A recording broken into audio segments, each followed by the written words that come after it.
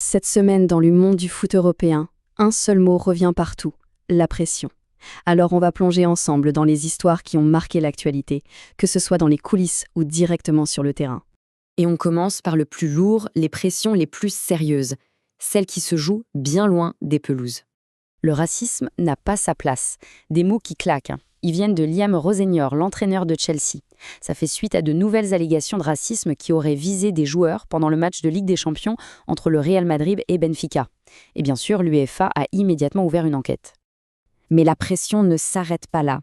On assiste aussi à de vraies batailles juridiques. Tenez, par exemple, l'ancien coach du Barça, Ronald Koeman, qui est convoqué pour témoigner dans une affaire de commission sur le transfert de Jules Koundé, comme quoi la pression peut ressurgir même des années plus tard. Allez, on change de registre. On passe maintenant à la pression plus classique, celle qu'on aime, sur le terrain, la lutte acharnée pour le titre de champion. En Liga, c'est fascinant. On a deux approches totalement différentes de la pression. D'un côté, le Real Madrid qui mise sur la force physique, avec le retour de défenseurs majeurs comme Rudiger. Et de l'autre, le Barça, où l'entraîneur Xavi se transforme carrément en psychologue pour booster le mental de ses troupes. Force physique contre force mentale, le duel est lancé.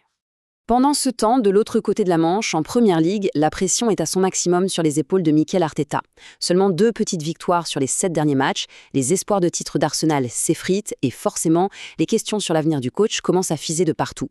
Et bien sûr, qui dit pression, dit aussi préparation de l'avenir, et donc mercato. On sent bien que le Barça est sous pression pour renouveler son effectif. Le club prépare déjà activement le mercato de demain. Et le fait que la cible numéro 1 serait Julián Álvarez, l'attaquant de l'Atlético, s'en dit long sur leur volonté de reconstruire une attaque capable de tout casser. Le Real Madrid, de son côté, n'est pas en reste et regarde aussi vers l'avenir. Le club a dans son viseur un jeune talent qui fait déjà beaucoup de bruit. Alors, de qui on parle? d'Owen Mira. Retenez bien ce nom, un attaquant de 16 ans qui joue à Grenade, 1m92, déjà comparé à Jude Bellingham, c'est pas rien. Et évidemment, tous les plus grands clubs européens, de Manchester United au Real Madrid, sont déjà sur le coup. La pression du succès, elle n'attend pas l'âge. Maintenant, voyons un peu comment les tensions, qu'elles soient physiques ou tactiques, poussent certains géants européens dans leur dernier retranchement. Parfois, la pression, elle est aussi financière. Et là, le chiffre fait mal. Prenez la Juventus, avec 13 joueurs à l'infirmerie, le club a déboursé près de 100 millions d'euros en salaire pour des joueurs qui ne pouvaient pas jouer. C'est une véritable hémorragie financière qui pèse lourdement sur les résultats sportifs. Et en Italie, cette crise des blessures, elle est vraiment sérieuse. Pour la Juve, des joueurs cadres comme Arkadiusz Milik ont raté des dizaines de matchs. Ces absences à répétition, ça oblige les entraîneurs à tout repenser et ça peut mettre en péril toute une saison. Pour le nouvel entraîneur de l'OM, Habib Beye, la pression, elle, est immédiate, à tel point que même les médias n'arrivent pas à se mettre d'accord sur sa première composition tactique.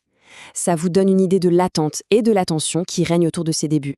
L'impact d'un seul joueur peut parfois être absolument colossal. Regardez les stats de l'AS Rome, c'est simple, avec le défenseur ivoirien Evan Ndika sur le terrain, l'équipe encaisse beaucoup moins de buts. Sa présence transforme la Roma en une véritable forteresse. Pour finir, on va prendre un peu de hauteur pour regarder les pressions structurelles, celles qui sont en train de changer le visage même du football. Et oui, la pression vient aussi d'en haut, des instances qui réinventent les compétitions. La Coupe du monde des clubs de la FIFA est en pleine métamorphose. On passe de 32 à 48 équipes. C'est un changement énorme qui va tout redéfinir. Le calendrier, le prestige, tout. Et cette expansion, ce n'est pas juste un détail.